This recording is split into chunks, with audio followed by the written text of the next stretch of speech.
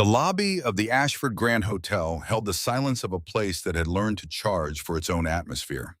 Burgundy carpet deep enough to swallow sound, polished brass railings throwing thin gold lines across the marble floor, a chandelier above the entrance hall spreading amber light in slow arcs across 40 feet of Vermont stone. It was a Tuesday in early March. Outside Boston wore the gray of late winter, the kind that settled over the city like a second ceiling and made no apologies for staying. Inside, the air carried cut lilies from the florist cart near the concierge desk, and the sound of a piano being played on the mezzanine level, quiet enough that it reached the lobby as something felt rather than heard. Stefan Voss sat at the lobby bar with Owen Pierce, 2 tumblers of whiskey on the marble counter between them. Neither man touched his glass. They were not there to drink. They were there to finalize a conversation about the purchase of a 12-property hotel chain that ran from Boston down through New York to Philadelphia. The kind of acquisition that happened in a public lobby so that no one would assume it was a private arrangement. Stefan was 37 years old, a charcoal wool coat folded over the stool beside him, black shirt, no tie. On the fourth finger of his right hand, a platinum band etched with the belt and sword of Orion. 7 tiny black diamonds set in a line that caught the chandelier light whenever he shifted his weight. Only 2 of those rings had ever been made.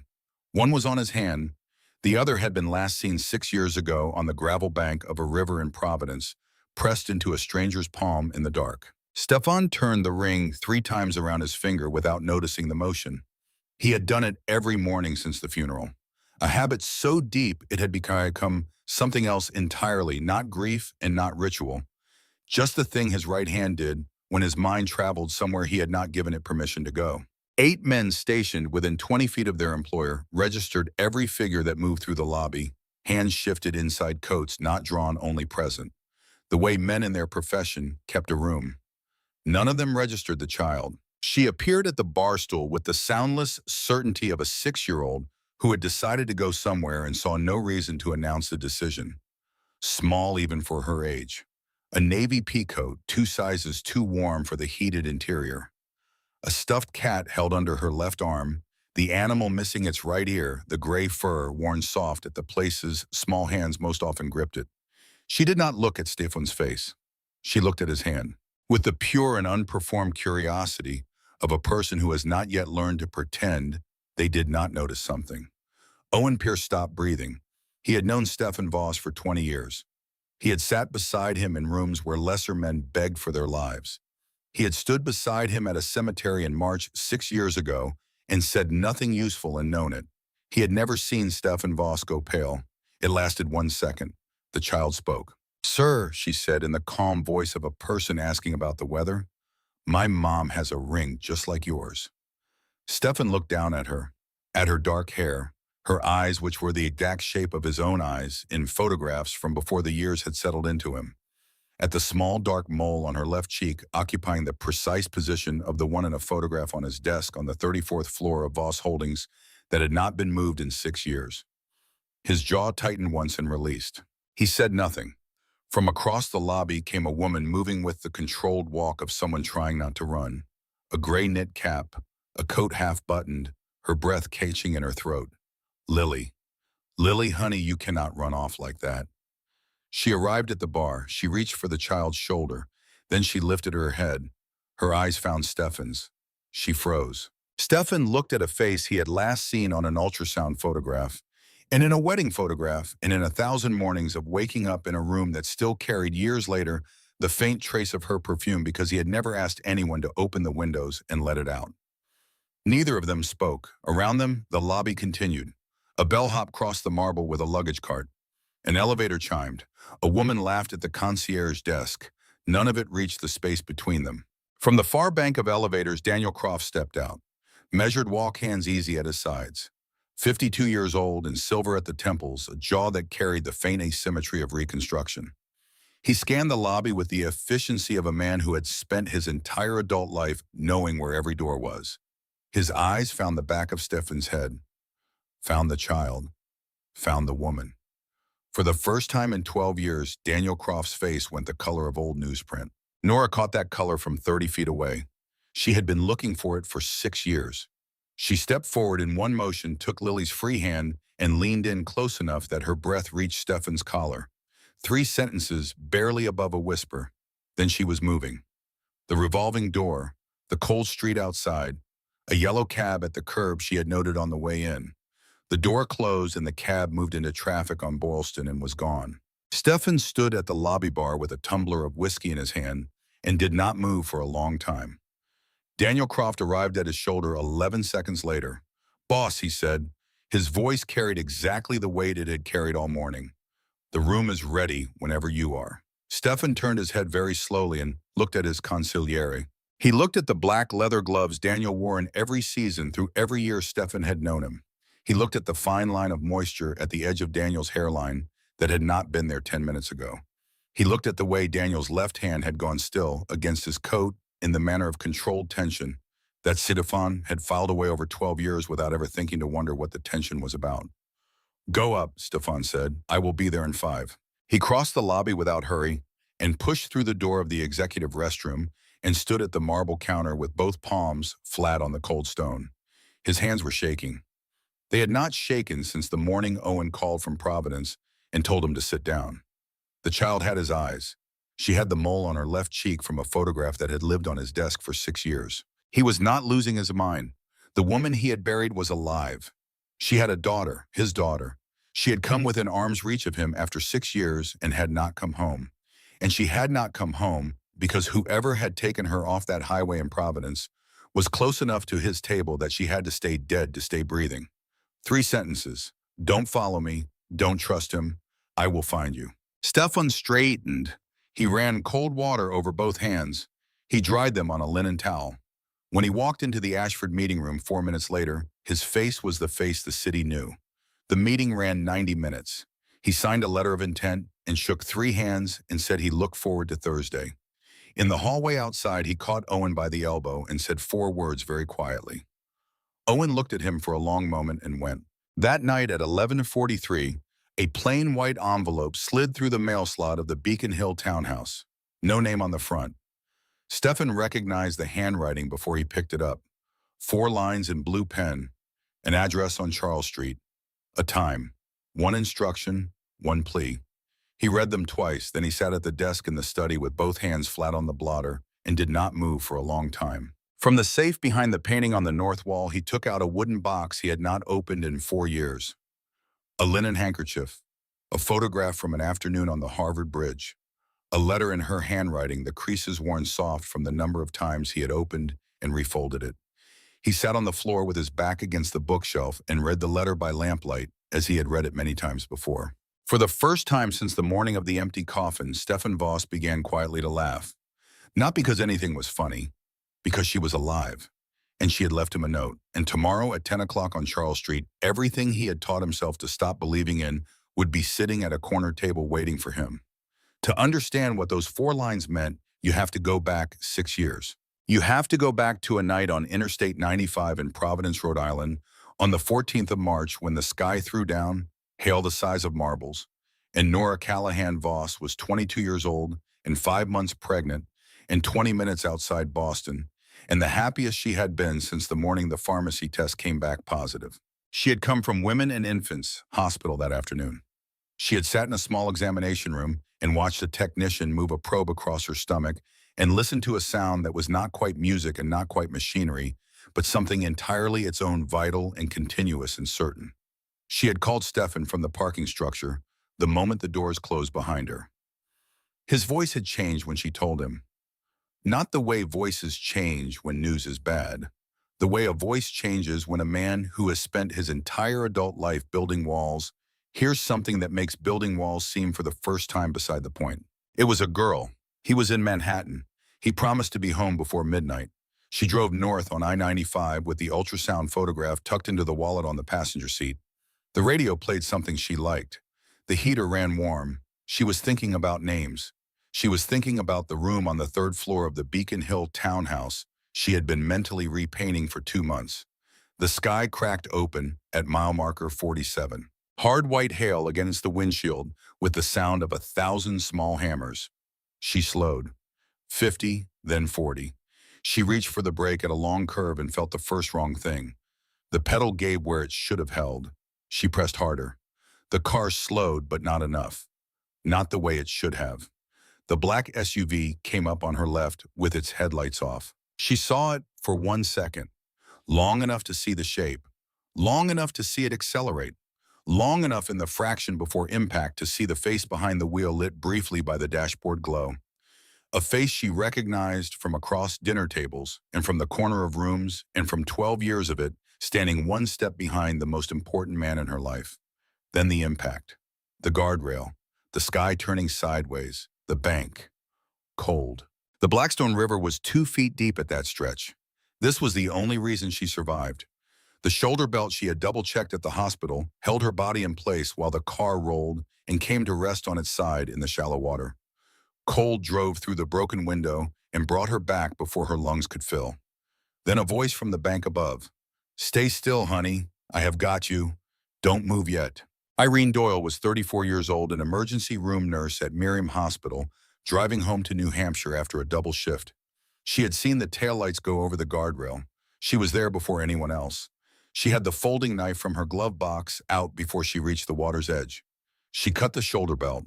She got Nora out of the car and up the bank and onto the wet gravel and checked her head and neck and pulse with the focused, unhurried competence of a person who had spent 15 years in emergency rooms and had never once confused movement with speed. "She said you are okay. I have got you." Nora grabbed her wrist.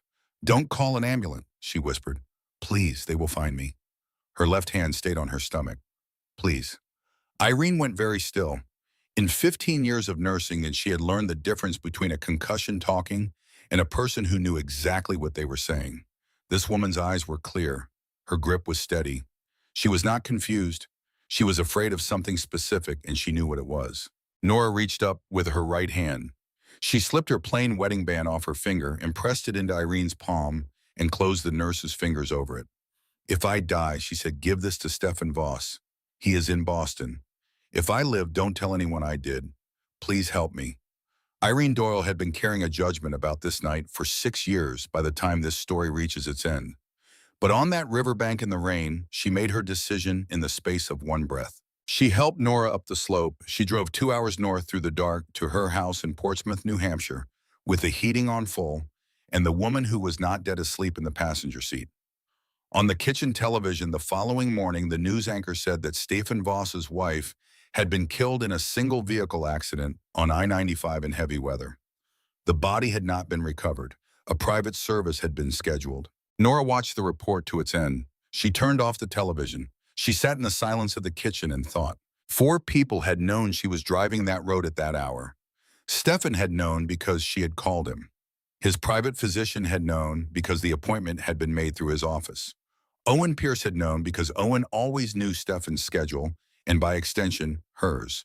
And Daniel Croft had known because Daniel had come into Stefan's office that afternoon to drop a folder at the precise moment Stefan was still on the phone with her, shouting something about a girl. Daniel had turned and walked back out before she finished speaking. She had seen his face through the windshield of the SUV for 1 second before the impact.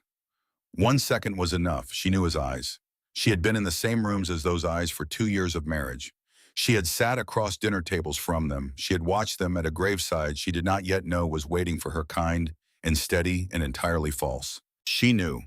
She was certain. But certain was not the same as provable. And provable was the only currency that mattered when the man she was accusing had spent 12 years earning the complete trust of the most dangerous man in Boston. If she came up out of hiding with the daughter and she was wrong, they were both dead. If she was right but had no proof the same. She needed paper. She needed evidence. She needed enough that when she walked out of hiding, she was not handing Daniel a target. She was handing him a coffin. 4 months later, in the upstairs bedroom of Irene's house in Portsmouth, Nora gave birth to a daughter. No hospital record filed under her real name. No birth certificate connecting Grace Aldrin to Nora Callahan Voss. She named the girl Lily because it had been Stefan's favorite flower since the first spring they had walked the length of the Charles together, and he had pointed at the flower beds along the bank and said something completely out of character for him, which was that lilies smelled like the idea of being somewhere safer than wherever you currently were. In the wooden box she kept at the back of the closet under a folded winter blanket, Nora placed the second ring. The Orion band she had commissioned for Stefan the spring they became engaged, identical to the one she had made for herself, the one she had not been wearing the night of the accident because her fingers had been swollen with pregnancy. It had been waiting in a velvet pouch for 6 years. She intended to put it on his hand herself. The Providence Public Library on Rochambeau Avenue occupied a red brick building 3 blocks from the apartment Nora rented under the name Grace Aldrin. 2 rooms, a kitchenette, a radiator that knocked through the winter, a window that looked out onto a maple tree Lily had named Martha the first autumn she was old enough to talk. The library job was not an accident. A staff login gave her access to newspaper archives going back 40 years, public court records, property filings, and corporation documents. Once a week, she drove to the Warwick branch or north to Pawtucket or across the state line into Attleboro and signed into a public terminal under a rotating set of aliases she had constructed carefully and used only once each. She kept a notebook, brown leather ordinary. Inside, written in a code of her own invention, were 47 names, the full inner circle of the Voss organization reconstructed from news clippings and court dockets and wedding announcements and obituaries, and one retired reporter named Warren Finch. Warren had covered the organized crime beat for the Providence Journal for 31 years. He was 70 years old and still had every file he had never been permitted to print. Nora reached him through an anonymous email account run from a free library terminal. She told him she was a graduate student writing about waterfront labor politics. He was suspicious for 3 emails, and then in the way of men who have spent careers watching important things go unsaid, he began to talk. Over 2 years, Warren fed her documents, city records, shipping manifests, and the original accident report from Interstate 95 filed by the Providence Police Department. He showed her what was missing from it: no investigation of the vehicle debris, no examination of the brake assembly, a single note at the bottom initialed by a detective whose name appeared nowhere in the Providence PD directory before or after that date, stating that the cause was consistent with weather and driver error. The case had been closed before it was opened. It took Nora 8 more months to trace the black SUV. The plate had been scrubbed, the exterior recoated. The vehicle had been registered to a Delaware shell company that dissolved back into a fleet operation connected to Salvatore Dunn's cousin in East Boston after 4 layers of paperwork. She could trace the car. She could not put a name at the wheel. She could not prove the link between the car and Daniel Croft beyond what she had seen through a windshield for 1 second in the hail. She needed phone records from the night of the accident. She needed to show that Daniel had made a call to whom and when. No one without a federal subpoena could get those. And so on the morning of the 18th of February, Nora Callahan Voss walked into the Rochambeau branch of the Providence Public Library for the last time. She returned every book on loan. She thanked the 2 colleagues she had worked beside for 4 years. Then she drove home and began to pack. Not because she had given up, because she had decided to go to the one person who could get what she could not get alone. And to do that, she had to go to Boston. She had to put herself in a room with Stefan. She had to put herself in Daniel Croft's sightline. She had to be seen. The cost of this she had thought about every night for 6 years and had come finally to terms with. The cost was that Daniel would know she was alive the moment she walked into any room Stefan occupied. He would move. He would try to finish what he had started. She was counting on exactly that, because a man who moves makes noise, and a man who makes noise leaves evidence, and a man who has spent 30 years in a false identity and 12 years building a false loyalty would not, when he finally moved, be thinking as clearly as she would be. She had one additional reason to bring Lily to Boston, one she had not written in any notebook and had not said aloud to Irene. This trip would require Nora to step out of the shadows she had lived in for 6 years. She did not know with certainty what would happen after that. She needed Lily to have seen Stefan at least once, to have been in the same room as her father at least once before anything else happened. Whatever came next, she would not leave her daughter with only a photograph and a story about a man who had gone somewhere else. She booked 2 nights at a small boutique hotel in Cambridge, a 3-star place with a painted blue door and 15 rooms. No chain, no connection to anything Stefan Voss had ever touched. She told Lily they were going on a birthday trip. Lily turned 6 on the 18th of March, and she had never seen Boston, and she went to bed the night before the Amtrak North, glowing with anticipation. Captain the stuffed cat tucked under her chin. Nora sat beside the bedroom window that night, with the velvet pouch out of the wooden box resting in her palm. She had taken out the Orion ring, She had carried it 3 days before she lost it. She packed it into the inner lining of her coat before she slept. The morning of Tuesday, the 3rd of March, Nora installed Lily at a round table in the cafe alcove of the Ashford Grand with a glass of apple juice and a chocolate croissant and a paperback book and the stuffed cat propped against the sugar bowl. 10 minutes, Nora said. Don't move from this chair. If anyone asks, you are waiting for your mom. Count the people wearing red scarves. Lily accepted the assignment with the gravity of a person who understood that counting had stakes. Nora crossed to the elevators and rode to the 3rd floor.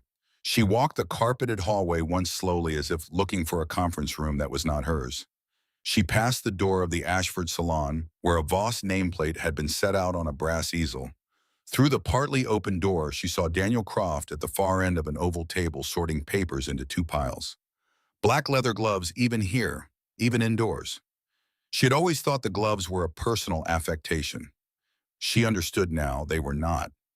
The hands were the last thing that could give a man away when everything else about his appearance had been rebuilt twice in a Montreal clinic. She turned before he could raise his head and walked back to the elevator. Down in the cafe alcove, Lily had reached 43 red scarves and then lost count because a woman walked past with a mime in a canvas tote bag. Captain had slid off the chair onto the carpet. Lily went under the table to retrieve him. When she came back up with the stuffed cat in her fist, a man was walking past her table toward the lobby bar, and on the 4th finger of his right hand was a platinum band she had seen 1,000 times. Not in real life, in a photograph, in the wooden box in her mother's closet that she was technically not supposed to open. Lily was 6 years old, and she understood approximately 6 things with complete certainty. One of them was that the wooden box held a photograph of her father, and that the man in the photograph wore a ring with dark stones set in a line like the 3 stars her mother pointed out every clear night through the Providence apartment window. She got up from the table. She followed the man to the lobby bar. When Stefan Voss looked down at the presents beside his left elbow, he saw a 6-year-old girl in a navy peacoat who was not looking at his face. She was looking at his hand. "Sir," she said, "my mom has a ring just like yours." He looked at her dark hair, her eyes the exact shape of his own in photographs from before the years settled into him. The small dark mole on her left cheek in the precise position of the one in a photograph on his desk that he looked at every morning before putting on his coat. "What is your mom's name?" he said. The child looked at him with the directness of someone who had not yet learned that this level of eye contact made adults uncomfortable. "Grace," she said. Then without pause and with a pointed look at the tumbler between his hands, "Can I have the olive in your drink?" He took the toothpick from the glass and held it toward her.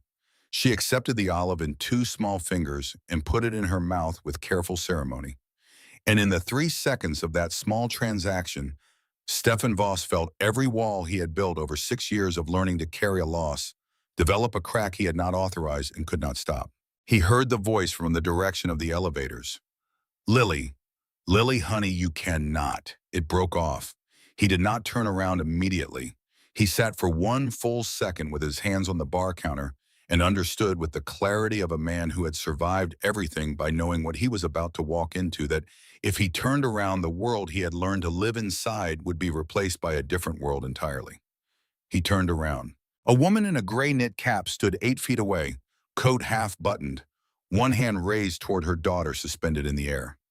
She had been looking at the back of his head while he was looking away, and now he was looking at her, and for a moment neither of them breathed, and the lobby kept going around them as though the 2 of them were standing inside a glass container and the rest of the world was moving at a speed that did not apply to where they were. Stefan rose from the stool with the slow, deliberate care of a man who was afraid that any sudden movement might dissolve what he was seeing. Her eyes did not leave his. They were the same eyes he had sat across from at dinner tables and across pillows and across the desk of a hospital room where a doctor had explained gently what the blood evidence indicated.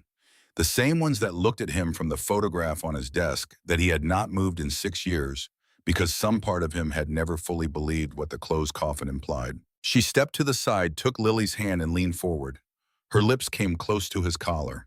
He felt her breath. 3 sentences, barely above a whisper. "Don't follow me. Don't trust him. I will find you." Then she was moving both of them, she and the child, through the lobby toward the revolving door, and Stefan stood watching the back of a gray knit cap disappear through the glass into the cold white light of early March in Boston. Behind him, 12 seconds later, Daniel Croft arrived from the elevator bank. "Boss," he said, "everything all right. The room is ready whenever you are." Stefan turned his head very slowly and looked at his consigliere, at the black leather gloves, at the thin line of sweat at the edge of Daniel's hairline that had not been there before the lobby, at the particular stillness of Daniel's left hand against his coat. "Go up," Stefan said. "I will be there in 5. He crossed to the executive restroom. He ran cold water over both hands. He stood at the marble counter and looked at his own face in the mirror and waited for his hands to stop shaking. They had not shaken since the morning Owen called and told him to sit down. That night, a boy on a delivery bicycle pushed a plain white envelope through the mail slot of the Beacon Hill townhouse without ringing the bell and kept riding. Stefan found it on the Persian runner inside the vestibule. He stood in the dark hallway and held the envelope and felt his chest turn over in a way it had not turned in 6 years. He recognized the handwriting before he opened it. The compression of the letter T tilted 2 degrees to the right, the same as every note she had left on the kitchen counter in 2 years of marriage. He opened it in the study. 4 lines. Tat Bakery and Cafe on Charles Street. 10 o'clock tomorrow morning. Come alone. Don't tell a soul, not even Owen. He sat at the desk with both palms flat on the blotter and did not move for a long time. From the safe behind the painting, he took out the wooden box, a linen handkerchief, a photograph from an afternoon on the Harvard Bridge, a letter in her handwriting, the creases worn soft from the many times he had opened and refolded it. He sat on the floor with his back against the bookshelf and read the letter by lamplight. For the first time since the morning of the empty coffin, Stefan Voss began quietly to laugh.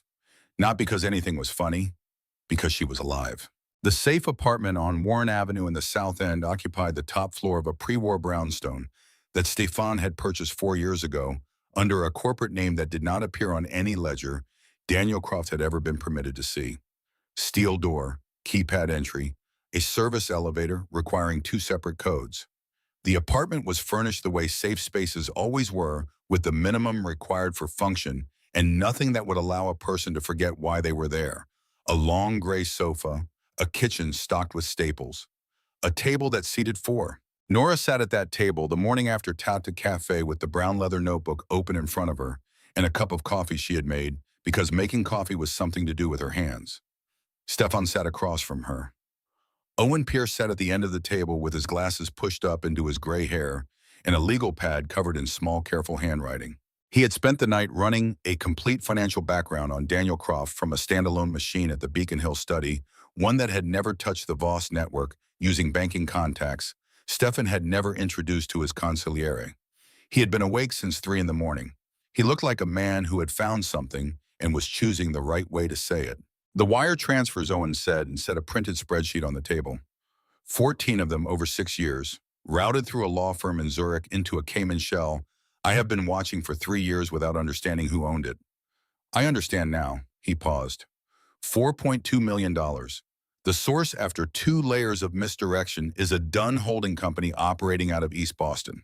Nora looked at the spreadsheet. She had her own partial version of this information assembled over months of library work.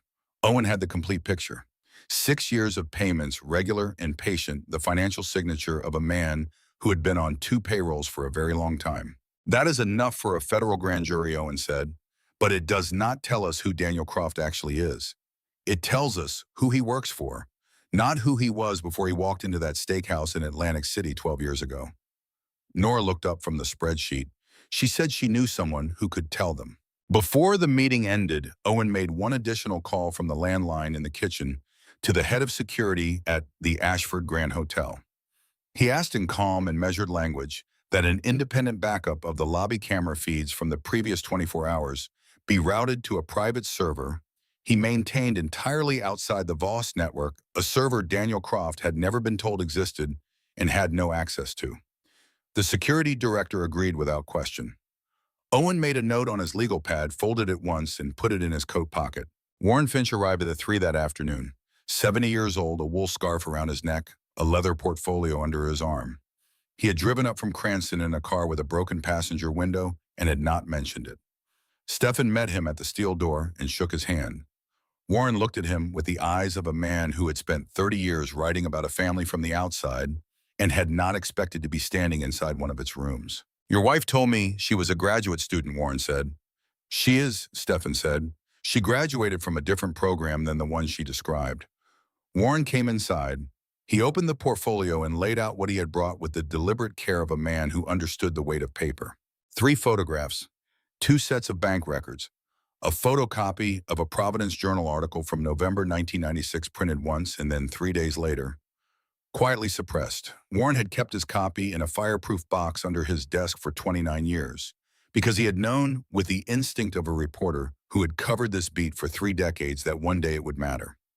Nora looked at the photographs first. The first was a group shot from a family dinner at a restaurant called Paolo's in Providence, dated September 1995. A long table of white tablecloth candles. 12 people across 3 generations. The youngest in the frame was a young man in his early 20s, standing slightly apart the way young men at family occasions stood when they were old enough to feel a distance and not old enough to know what to do about it. Dark hair, an angular jaw, not yet grown into the fullness of his face. The second was a Providence Journal archive image from 1994. The same young man, a year younger at a public event, looking directly into the camera with the unself-conscious directness of someone who had not yet understood what it meant to be photographed and documented and filed. Nora opened her own notebook to a marked page. She placed it beside Warren's first photograph. She had printed the image herself from a library terminal 8 months ago, a section of a Boston Globe photograph enlarged to show the jaw and the orbital structure of the eyes, and the particular asymmetry of the hairline on the left side, which surgical reconstruction rarely fully corrected. She set the 2 photographs side by side on the table. Allow for 2 rounds of cosmetic work, she said. A different hairline. The jaw has been rebuilt, but the orbital ridge does not change with that procedure. Look at the eye socket depth. Look at the distance between the eyes. I have been comparing these 2 images for 2 years. Owen leaned over the table and looked for a long time. Stefan did not lean. He stood very still with his hands at his sides and looked at both photographs from where he was standing. He looked for 30 seconds without speaking. His name was Daniel Marsh, Warren said quietly. He was 22 years old in October of 1996. His father ran the Marsh operation out of Federal Hill in Providence. Waterfront, primarily. Some overlap with what was then your father's network in the cargo channels. He paused. Your father decided the overlap was not acceptable. Stefan said nothing. 6 men with shotguns walked into Paolo's on a Thursday night in October. The Marsh family was eating dinner. 7 people died. Daniel Marsh was not among them. He had been sent to the basement for a case of wine. He heard everything through the ceiling. When the shooting stopped, he hid in a delivery crate on a truck that left 4 hours later and did not stop until it reached Connecticut. Warren folded his hands on the table. There was no body. The official record listed him as deceased. The assumption was that the body had been removed.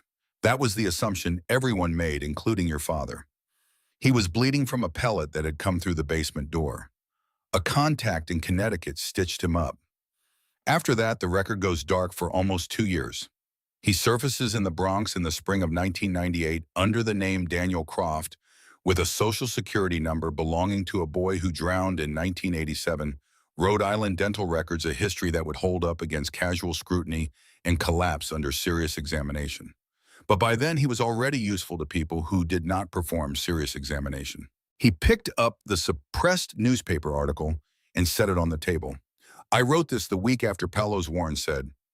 My editor killed it in 48 hours. Someone had made a call. I never knew who. I kept it because I do not throw away killed stories. Nora looked at Stefan. He had not moved. There is something else, Owen said. He had not spoken since Warren began. His voice was careful in the way of a man choosing a container for something that might not hold.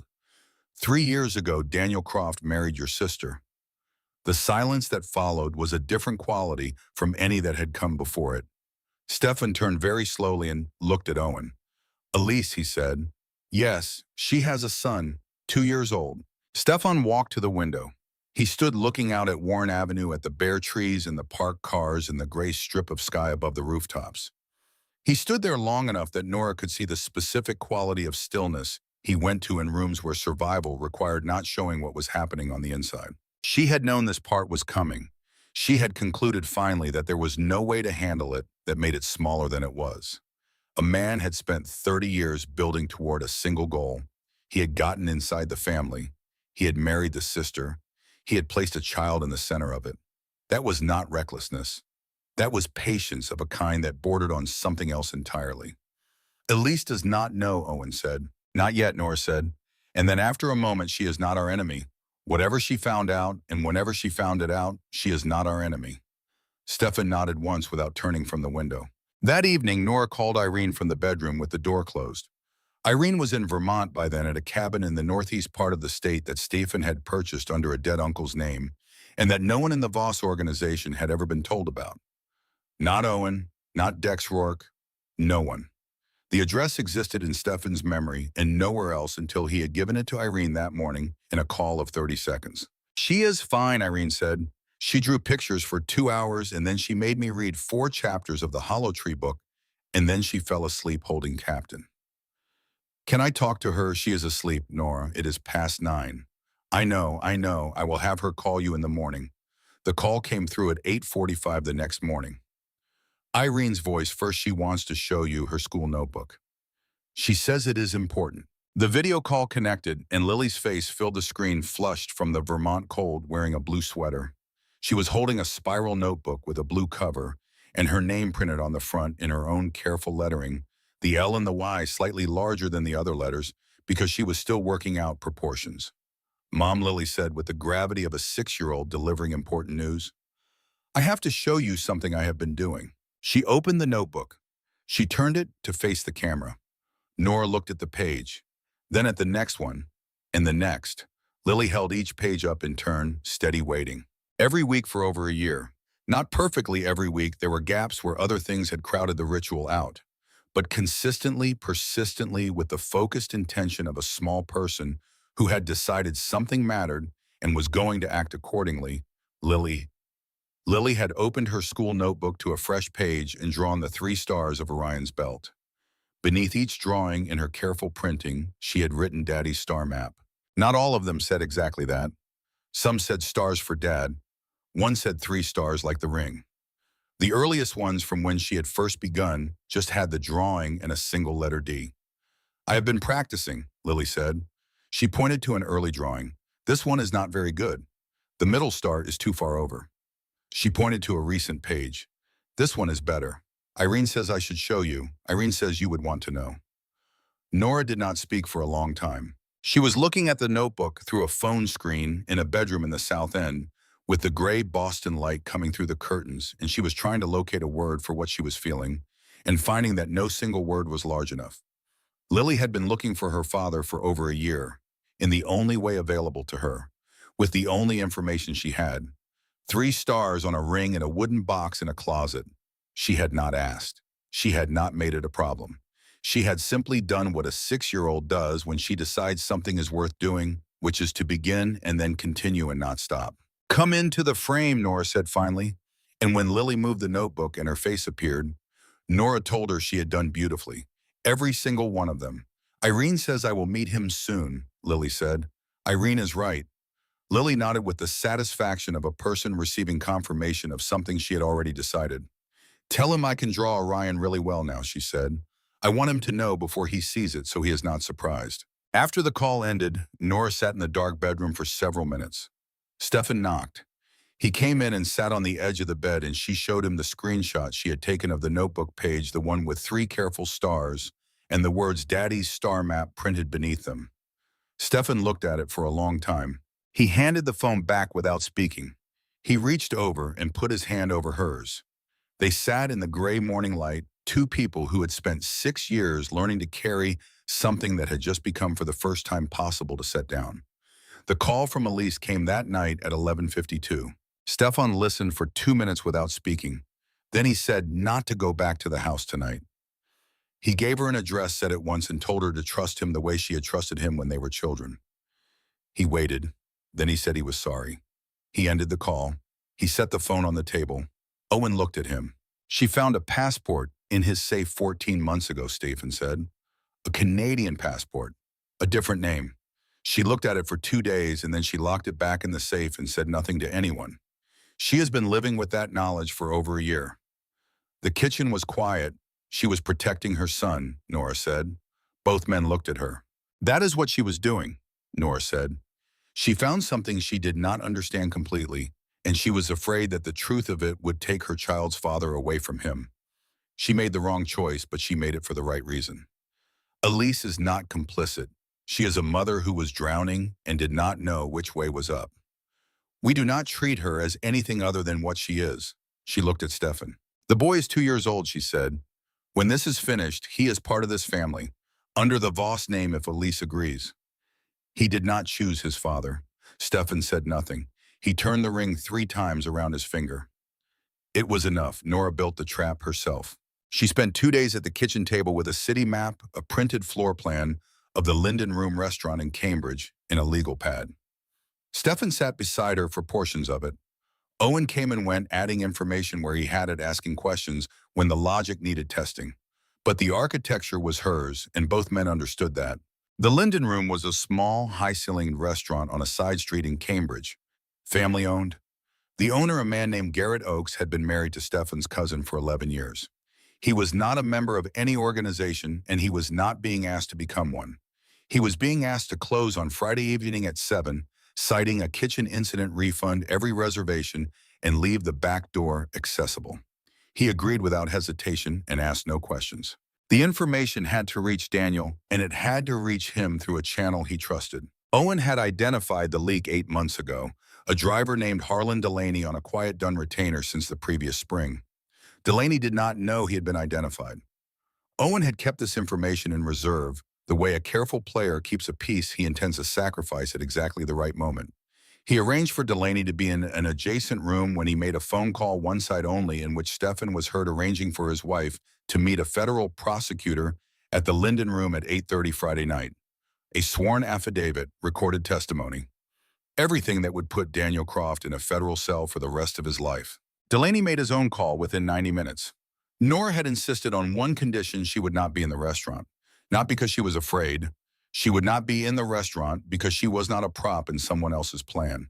She had designed the trap, and her function was not to sit in it. Agent Dana Sterling of the FBI field office met Stephen in a parking structure off Route 2 on Wednesday evening. She was practical and came alone. She listened to what Stefan put in front of her, which was Owen's financial analysis and the Finch photographs, and the evidence chain Nora had assembled over 6 years. She asked 2 questions and then said she would provide overwatch at the Linden Room on the condition that when this was finished, Stefan Voss would sit across from her in a federal building and give her Salvatore Dunn. Every account, every document, every captain.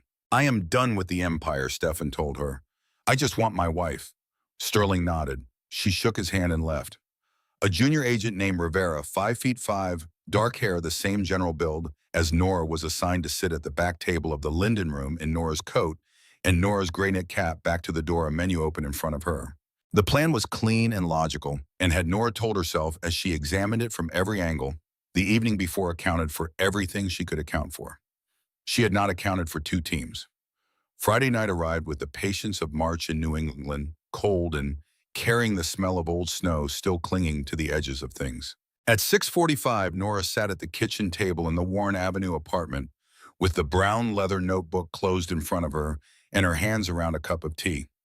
Stefan was on the phone in the bedroom. Owen sat across from her with a loaded Glock on the table beside his legal pad, reading glasses halfway down his nose, working through the last of Warren Finch's documentation. At 8:15, a black SUV with smoke plates pulled to the curb outside the Linden Room. 4 men stepped out onto the Cambridge sidewalk. One of them was Daniel Croft. He walked in with 3 men behind him. The hostess stand was empty. The lights at the back of the room had been dimmed. At the corner table, a woman in a gray knit cap sat with her back to the door. Daniel crossed the dining room without hurry. He drew a pistol from his coat pocket 6 feet from the table. Agent Rivera turned her head. Her face was not Nora's. From the kitchen doors, from the hallway toward the wine storage, from 2 ceiling access points, FBI tactical entered the room simultaneously.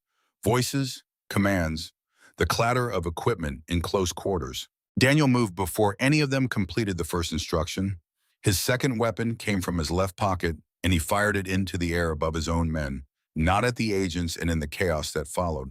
While three hired men opened fire in panic, and wine glasses shattered along the bar, and two agents went down with serious but not fatal wounds. Daniel walked backward down the service hallway through the kitchen, down a narrow back staircase to the basement, and out through the delivery access onto the alley behind the building. A Lincoln Town car was idling 2 buildings over. He was in the passenger seat before the FBI secured the main dining room. At the Warren Avenue apartment, Sterling's voice came through the earpiece Owen had clipped to his collar, clipped and controlled. Subject is gone. We have 2 agents down, ambulances en route 3, Dunn men in custody. Subject is gone. The kitchen was very quiet. What neither Nora nor Stefan had known was that Salvatore Dunn had listened to his consigliere's plan and his sons and had come to a colder conclusion. A federal prosecutor meeting at the Linden Room meant that Stefan's wife was somewhere nearby. And while the attention of every Moretti man and every FBI agent in Cambridge was pointed at that restaurant, the real target was wherever Stefan had parked his wife while the diversion ran. The sound that came from below was not loud. A single sharp concussion at the level of the steel door, the sound of a shaped charge doing exactly the work it was designed to do. Then boots on the service stairs. 4 men came through the doorway inside 7 seconds of the charge detonating. Owen turned the kitchen table on its side and fired twice from behind it. Nora dropped to the floor, reached under the counter, found the panel Stefan had shown her on the first morning in this apartment, the one that did not look like a panel. She pulled the small revolver from inside it. She came up and fired once at the first shape through the doorway, and the shape went down. The second man shot Owen through the belly. She heard it rather than saw it.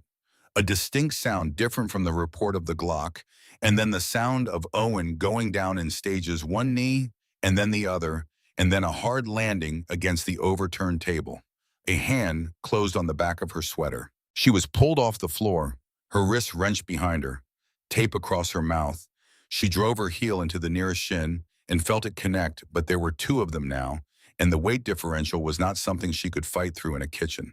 They took her out through the steel door and down the service stairs and through the basement into the alley where a panel van was running with its lights off. Behind her on the hardwood floor in a spreading pool of his own blood, Owen Pierce found his phone in his coat pocket. He found Stefan's number by touch. He pressed dial. Stefan answered on the first ring.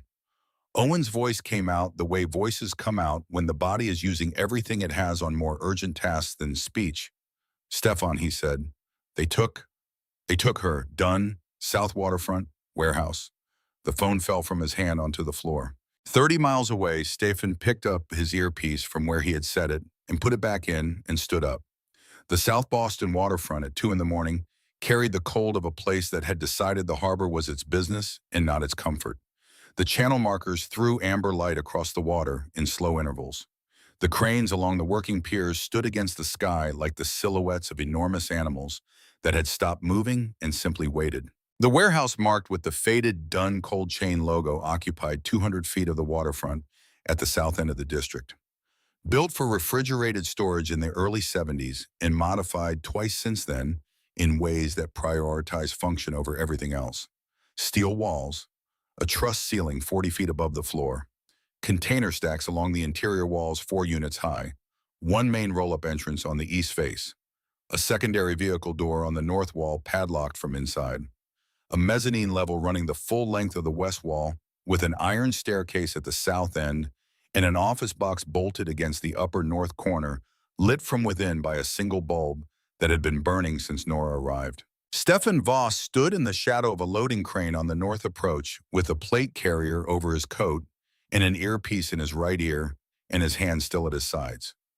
30 men held positions around the perimeter, 18 from the Voss organization, 12 from Sterling's FBI team spread across 4 approach vectors with Overwatch on the water side. Sterling's voice came through the earpiece at measured intervals, the voice of a person who had run operations like this before and understood that calm was not the absence of urgency, but its most effective form. Perimeter is tight, she said. Waterside team is in position. We go on your signal. Dex Rourke stood 2 feet to Stefan's left. His left arm was bandaged under his coat from the shot he had taken at the Linden Room chaos. He had declined the suggestion to remain at the staging vehicle with the quiet finality of a person for whom the suggestion had never genuinely been on the table. Stefan had spent 2 hours with the warehouse floor plan before leaving Warren Avenue. He had the layout fixed in memory the way he fixed things that mattered completely, and without having to refer back to the source. 6 skylights along the center ridge of the roof, the mezzanine staircase on the west wall at the south end, the office box with a window facing the floor below, the east roll-up door as the primary entrance, and therefore the primary place to direct attention. The plan was his. Team 1 would hit the east gate with a vehicle and fire into the air, noise and light pulling every eye in the building toward the front. Team 2 would cut the main power feed at the same moment. Stefan and Dex would drop through the center skylight onto the mezzanine catwalk on ropes they had already rigged from the north ridge during the 30 minutes of darkness before the operation began. Inside the warehouse, Nora had been sitting in the metal chair for 4 hours and had not wasted any of them. In the first hour, she had found the weakness in the left flex tie, a manufacturing flaw at the seam where the plastic had not fully fused, located by rotating her wrist in increments too small for any watching eye to register as intention. In the second hour, she had done a complete acoustic map of the space. In the third hour, she had counted 8 men on the floor and located all 3 exits by their sounds. In the fourth hour, she had simply waited with the full use of the waiting, the way she had learned to wait in 6 years of a Providence library. She was still waiting when the lights died. The east gate went at 2:16, the sound of a pickup truck at speed, and then the flat reports of men firing into the air. At 2:17, the fluorescent banks cut out from east to west in a rolling sequence. The space went to the darkness of a large interior that has lost every artificial light source, the emergency strip lighting at floor level, throwing a low red glow but close enough to total. The shouting started within seconds. Italian and English in uneven distribution, flashlight beams cutting across the warehouse. At random angles, the sound of men responding to a situation that had deliberately been designed to resist order. Nora rocked her weight to the left, planted both feet on the concrete, and drove the chair sideways onto the floor. The impact went through her shoulder, and she felt the left tie give at the seam exactly where she had found the weakness. She worked her wrist through in 2 seconds. The right tie took 4 more against the chair arm. Her ankles took 6. She rolled off the chair and into the gap between the nearest container stacks and lay flat on the cold concrete for 3 slow breaths. She heard Salvatore Dunn's voice from somewhere toward the mezzanine level, clipped and authoritative, trying to pull the room back into his hands. She did not hear Daniel. She pressed her back against the container and looked toward the mezzanine staircase on the west wall. The red emergency strip at the base of the stairs gave just enough light to show movement on the iron steps. 2 shapes moving upward. The first one moved with the upright, deliberate posture of a man used to directing rooms rather than working in them. The second was closer to the wall, one hand on the rail, moving with the compact efficiency of a person who had spent 30 years treating every room as a potential exit problem. They were going for the office box. She came out of the container gap at a low run along the base of the west wall, using the noise of the cake near the east entrance as cover. She crossed the open floor in 10 strides. From the roof above, through the center skylight, the soft double impact of boots finding the steel catwalk.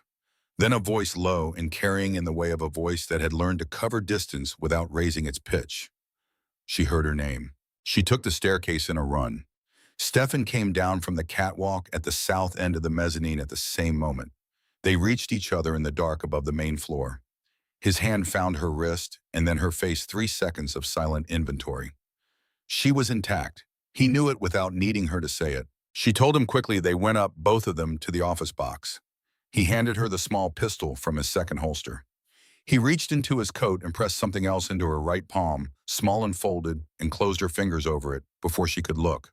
She knew what it was. She followed him up the remaining stairs to the mezzanine level.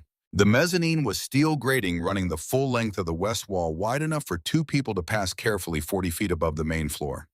The office box was bolted at the north end, its single window facing the loading floor below its door, opening outward onto the grating.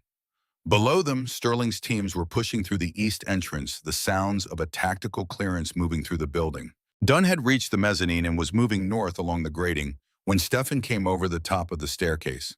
Dunn heard the footsteps on the steel and turned. He fired twice, both rounds going wide in the dark. Stefan returned one shot that struck the steel drum Dunn had stepped behind at close enough range that the impact was louder than the report. A second shot found the upper arm of the man behind the drum. Dunn went down onto one knee against the drum and did not rise. The office box door opened. Daniel Croft stepped onto the mezzanine behind Nora. The muzzle came against the angle of her jaw before she registered his movement. Placed with the specific geometry of a person who has done this before and understands exactly where to apply pressure to make the message complete. Cold metal, absolutely still. Stefan stopped. He was 10 feet away on the grating, with the pistol in his right hand, and he looked at Daniel Croft with 12 years of trust and 6 years of grief. And every morning of the ring turned 3 times on his finger, all present, in the way he looked at the man who had manufactured every one of those mornings. "Put it down," Stephen Daniel said. His voice had the professional steadiness of 12 years of consigliere work sitting on top of something considerably older and less steady, and the gap between the two was audible to anyone who knew how to listen for it. Stefan lowered the pistol by degrees. He opened his hand. It fell onto the grating with a sound that the steel amplified and sent into every corner of the mezzanine. Daniel did not fire. Nora had been counting on this. She had been counting on it since the first time she had understood over a library terminal in Pawtucket what kind of man Daniel Marsh actually was. Not a man who wanted to be done with it quickly. A man who had been waiting 30 years for the accounting and would not abbreviate it at the end because abbreviation would mean leaving behind the part he had been waiting for most, which was to be heard by the person who owed the debt. 30 years, Stephen Daniel said. The professional steadiness was thinner now, the older thing beneath it pressing upward through the surface.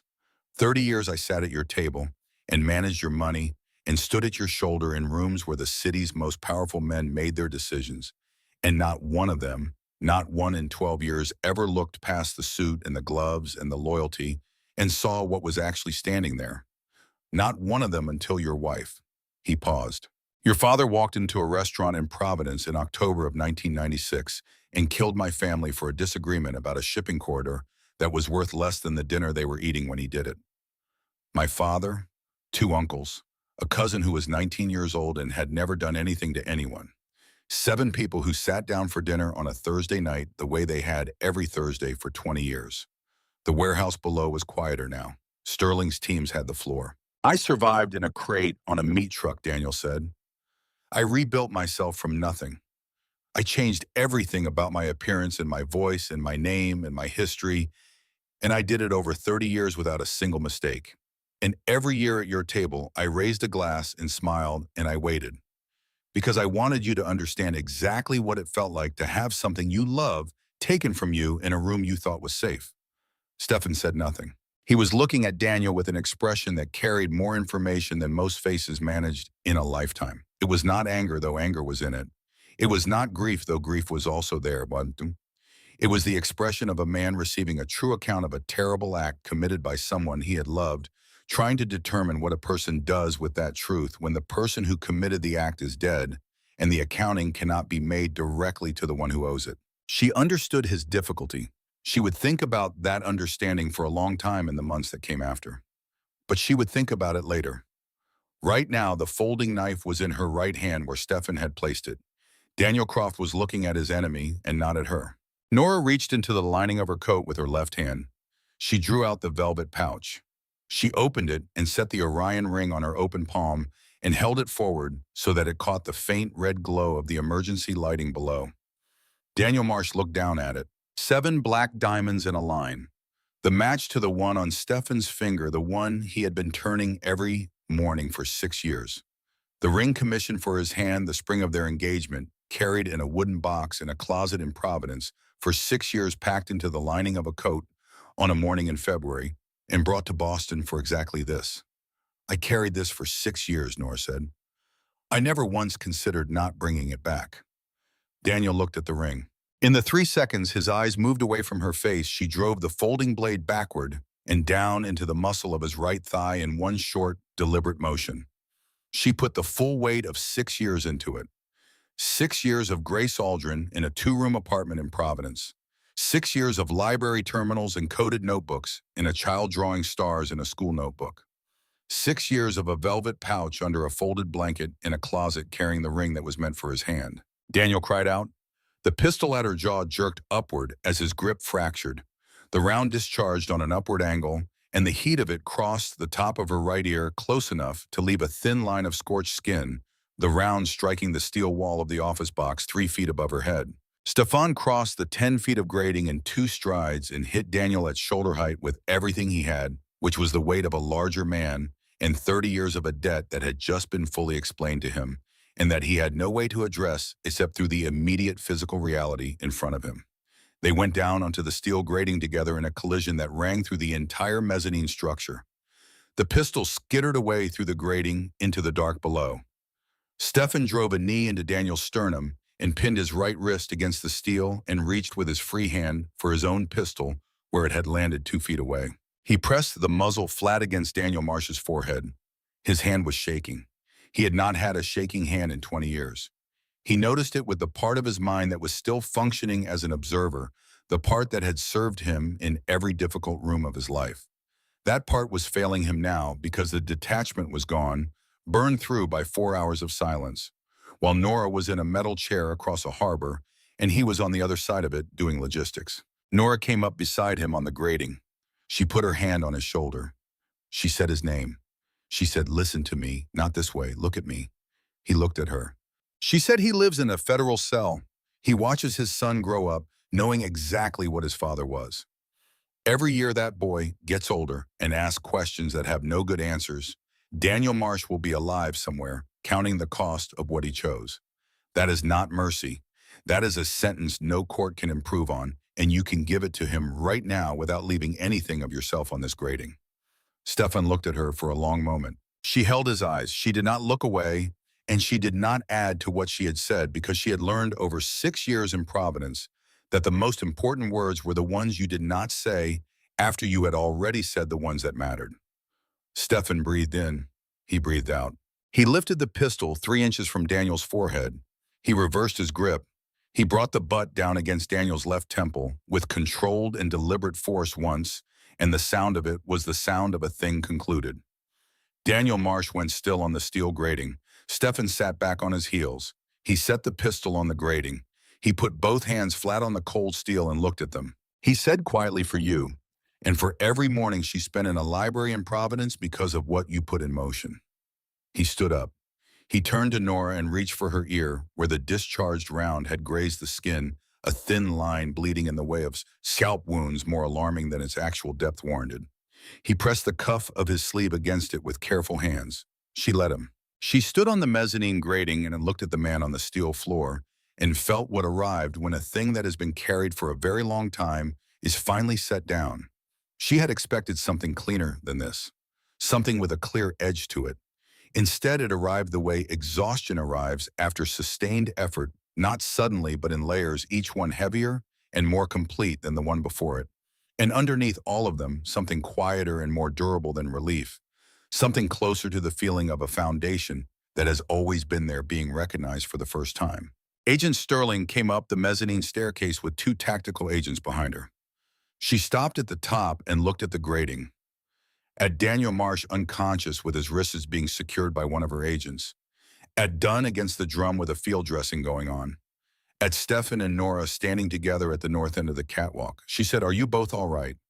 Stefan looked at Nora. Nora looked at Sterling and said they were. She closed the folding knife and put it in her coat pocket. She intended to keep it, not as a souvenir and not as a reminder. Just as the thing, it was the object with which she had ended 30 years of someone else's war and reclaimed the 6 years that war had taken from her. She picked up the Orion ring from the grating where it had fallen when Daniel went down. She held it in her palm for a moment. Then she put it back in the velvet pouch and put the pouch back in the lining of her coat. She would put it on his hand in a courthouse corridor in daylight in front of people who loved them both. Not here. Not on a steel grating above a cold storage floor in the dark. Not yet. By 3 in the morning, the South Boston waterfront belonged to the Bureau. Salvatore Dunn came out of the warehouse on a stretcher with a field dressing on his arm and handcuffs attached to the stretcher rail. The wound was not fatal. The federal case that Sterling had been building toward for 2 years, fed by the documentation Nora had assembled over 6, and the financial architecture Owen had mapped in a single night, was a different matter. The charges were not complicated. They were long and complete, and there was nowhere in them for a lawyer to find a gap. Daniel Marsh came out on his feet, wrists bound a thin dark line at his left temple. Sterling read him his rights as his eyes came back to full consciousness in the back of a federal vehicle, and read them a second time to ensure every word was captured on the body camera at her lapel. He did not speak.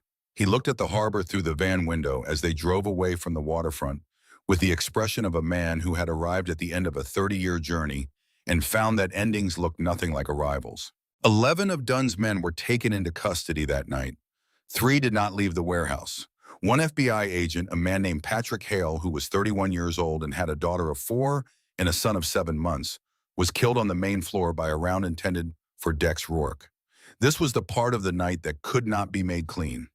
It was the part that Sterling would carry, and that Stefan would carry, and that Nora would think about on quiet mornings in the years that followed, the weight of a decision that had been right and had still cost something that rightness could not replace or account for. Owen Pierce came out to surgery at Massachusetts General at 5:40 in the morning. The surgeon told Dex Rourke in the corridor outside the recovery ward that the difference between the outcome they had and a different one was 2 centimeters. Owen would spend 11 days in the hospital and come home on crutches and return to his desk in 12 weeks. He would take on one client for the remainder of his professional life, which was the Voss family, because he said there was no one else whose problems were sufficiently interesting to justify the ongoing inconvenience to his knees. Stefan and Nora sat in the back of a stationary ambulance outside the warehouse at 4 in the morning while a paramedic worked on the grays above her ear.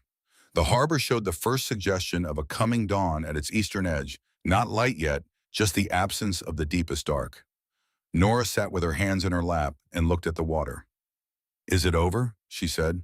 "It is starting," Stefan said. He told her what would come. Dunn would stand trial. Daniel would stand trial. The Bureau wanted him on the stand for both. He had given Sterling his word, and he intended to keep it. The cargo lines and the legitimate holdings would become Voss Global Freight, operating under full federal transparency. The rest he would hand to Sterling along with everything she needed. He would not be a boss anymore. He would be her husband and Lily's father, and those were the only positions he had any interest in holding. "You are certain," she said. He lifted her chin with the edge of one knuckle so she would look at him. He said that 6 years ago he had not had a choice about what he was. Now he had a choice, and he was making it, and the choice was her and Lily, and the full weight of what both of those words meant, and that was the complete list. They drove north on Interstate 93 as the sun came up over Boston Harbor. Stefan drove. Nora sat in the passenger seat with the stuffed cat named Captain in her lap and watched the city move away in the side mirror. They talked for 4 hours the way people talk when 6 years of storage finally opens.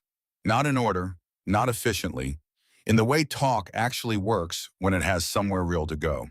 He told her he had gone to the graveside at Mount Auburn Cemetery every Saturday morning at 8 o'clock for 6 years with flowers when the season offered them and without when it did not, and sat on the bench across from the headstone for 1 hour before going back to the city. He told her that on the night of the funeral, after everyone had gone, he had sat on the kitchen floor of the Beacon Hill townhouse with his back against the refrigerator, and Owen had sat beside him and refilled a glass 4 times and said nothing useful, and been more useful than anything useful could have been.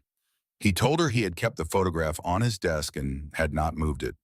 He told her that he had kept running the organization because stopping would have meant letting her be truly gone, and he had never been able to make himself believe that entirely. She told him that the first time Lily said Mama had been on a kitchen floor in Portsmouth with a wooden spoon in her fist, 9 months old on a December morning when the snow was coming sideways off the Atlantic, and Irene had put Christmas music on because she said small children deserve Christmas music regardless of what the adults in the house were carrying. She told him that Lily had asked about her father at age 4 with the matter-of-fact curiosity of a child taking inventory of her world and noting a gap. Nora had said her father was a good man who had to be somewhere else for a while. Lily had considered this for approximately 10 seconds and then asked for pancakes. She told him that every night since Lily turned 2, she had read her 1 page of a children's book of constellations, always starting with Orion. She had wanted Lily to know those 3 stars completely before the name behind them could be spoken, so that when the day came, her daughter would already know the shape of what she was being told. Stefan drove without speaking for a long time after she said this. Then he said she already found me in the lobby of a hotel on a Tuesday morning because she was looking. And that is the truest account of how it happened. At noon, they turned off a state highway onto a narrow road and then off the narrow road onto a gravel drive that moved through old pines far enough back from the road that the road disappeared behind them within 100 feet. A wooden cabin appeared at the end of the drive with a stone chimney and 2 chairs on the porch, and smoke from the chimney in a straight, pale line against the winter sky. The snow on the ground was packed and old. Irene came down the porch steps before the car stopped. She looked at both of them with the careful assessment of a nurse who had been worrying about specific patients for a specific number of hours. Then she put her arms around Nora and held on without speaking. She stepped back and gave Stefan a single slow nod. The nod of a woman who had been carrying a judgment for 6 years and had reached a verdict she was willing to live with. She told them Lily had been awake since 5 because she had decided that was a reasonable time to begin any day. Nora went up the porch steps and through the cabin door. Stefan stood at the base of the steps in the packed snow. He looked at the cabin, the smoke from the chimney, the old pines, the stillness that existed only at sufficient distance from any city. He had bought this land 11 years ago under a name that appeared on no ledger connected to anything he had built, kept secret with the discipline that real secrecy requires.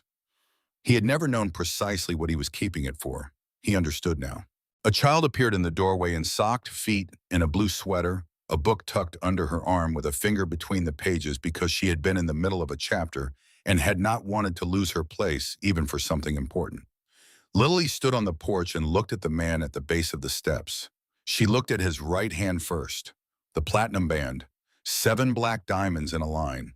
She looked at it with the focused recognition of a person confirming something they already knew. Then she looked at his face. Then she looked back through the cabin door where Nora had appeared in the frame, and she held her mother's eyes for a long, quiet moment with the expression of a child confirming information that had already been decided and only needed verification. She turned back to Stefan.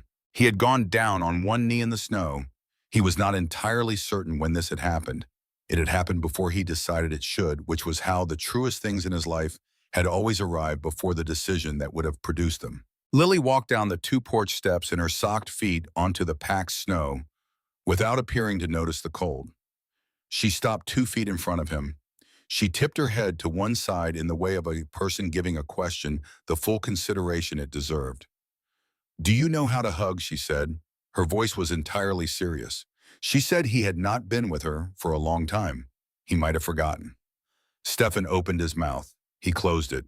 He tried again. He told her he had always remembered how to hug her, even when he never got to. She walked into his arms. He held his daughter in the snow outside a cabin in Vermont with the full weight of 6 years of waiting in the way he held her. Not desperately, not with the frantic quality of recovery, but with the settled gravity of a thing that had always been going to be true, finally being permitted to be true.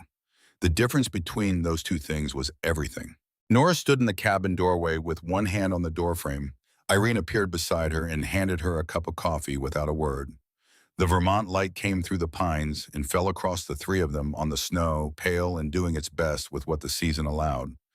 Captain the stuffed cat was pressed between Lily's chest and Stefan's coat, the single ear soft against the wool. 4 months later, in a federal courthouse on Courthouse Way in South Boston, the long accounting began. The indictment against Daniel Marsh ran 71 pages.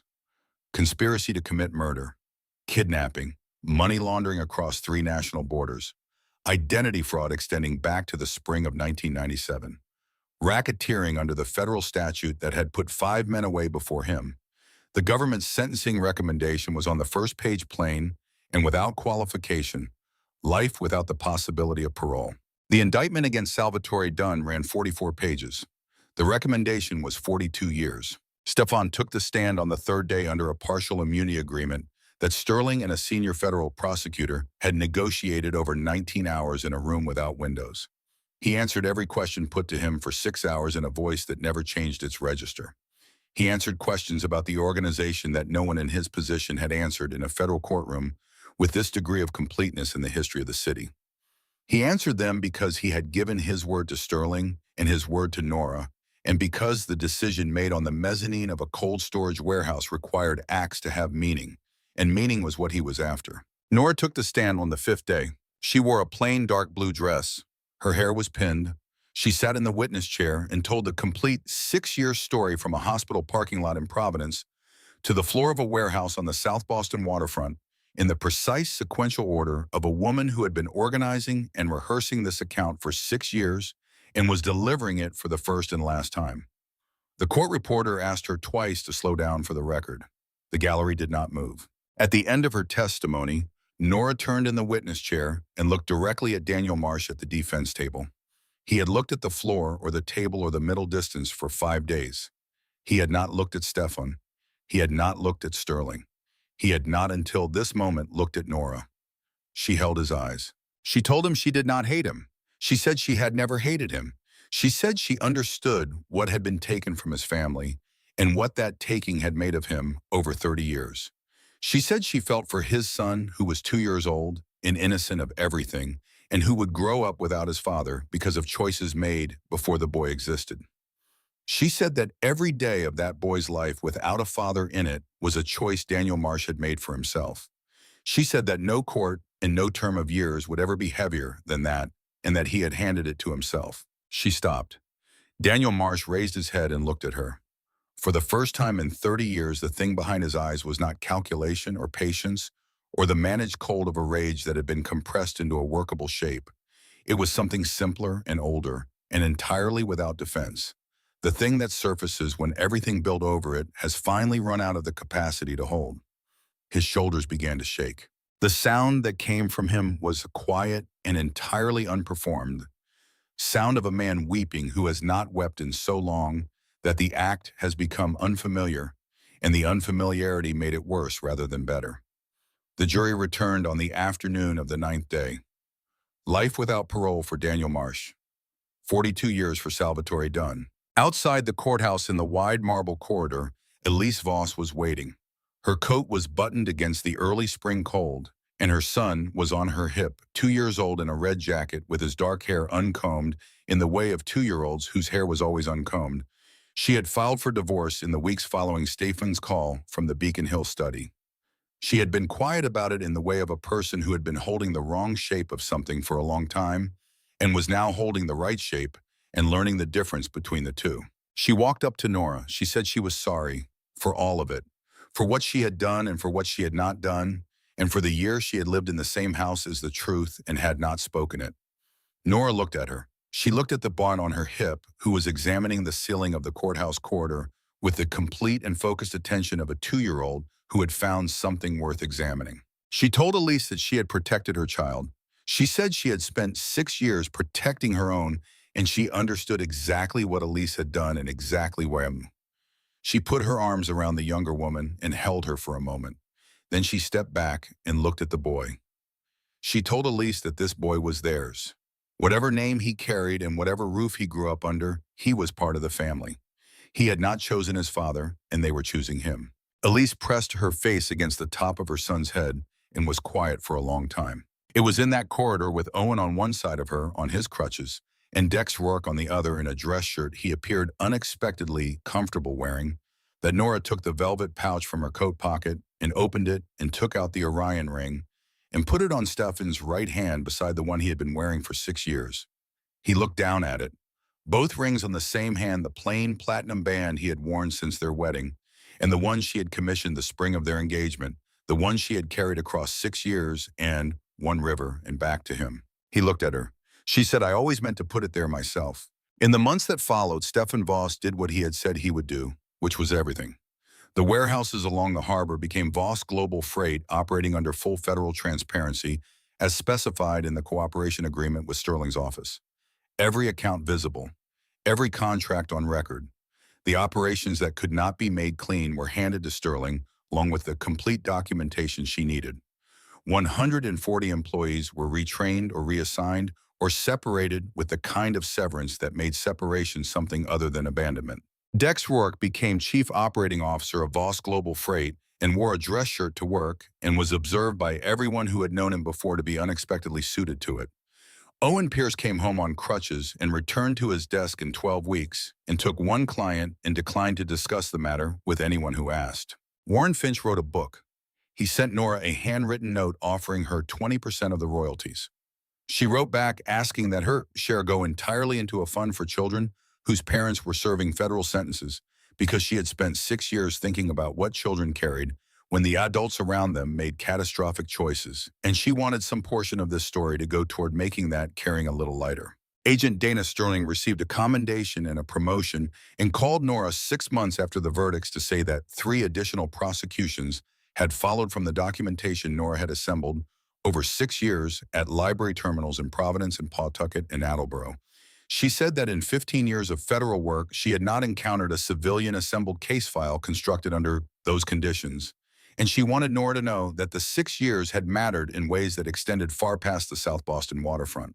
On the morning the Globe ran its front-page photograph of the 3 of them on the courthouse steps, hands joined and heads bent slightly forward against the early spring wind coming off the harbor, Lily was shown the paper over breakfast by Irene in the Vermont cabin before the drive back to Boston. She studied it with the seriousness she brought to everything that seemed to her to matter. Then she asked Irene a single question. She asked if it had turned out all right. Irene looked at the photograph for a moment. Then she looked at Lily. She said it had turned out exactly the way it was always going to turn out because her mother had decided it would. Lily considered this with the full weight of her consideration. Then she asked for more pancakes. There are stories that end in courtrooms and stories that end in kitchens, and the truest ones end in both. This one ends in a kitchen in Boston on a morning in early summer when the windows are open for the first time since the previous autumn, and the air coming off the Charles carries the smell of cut grass and river water and the lightness of a city that has decided for one morning at least to set down whatever it has been carrying. Lily is at the kitchen table with her school notebook open. She is drawing Orion with the patient precision of a child who has been practicing for over a year and has arrived at accuracy. The middle star is exactly where it belongs. She has told Stefan this. He has looked at each drawing she showed him with the complete and undivided attention of a man who understands that he missed the first 6 years of her work and has no intention of missing anything that comes after. Nora is at the counter with a book open and a cup of tea cooling beside it because she became interested in the page and forgot about the tea, which is how she has always read, which is one of the small and specific things Stefan kept in memory through 6 years of Saturday mornings at a graveside and held on to because the small things were what kept the larger thing from dissolving entirely into abstraction. Both rings on his right hand catch the morning light when he reaches across the counter. The Orion band on her right hand catches it in the same moment. 7 black diamonds, each in a line pointing the same direction they have always pointed. Lily looks up from her notebook at the 2 of them and then looks back down at the 3 stars she has just drawn and adds the belt beneath them with careful strokes, the line that connects them and gives them their shape and their name. She writes beneath it in the printing she has been working on all year, the letters even now proportioned correctly, every one of them exactly where it belongs. She writes, "We found our way home."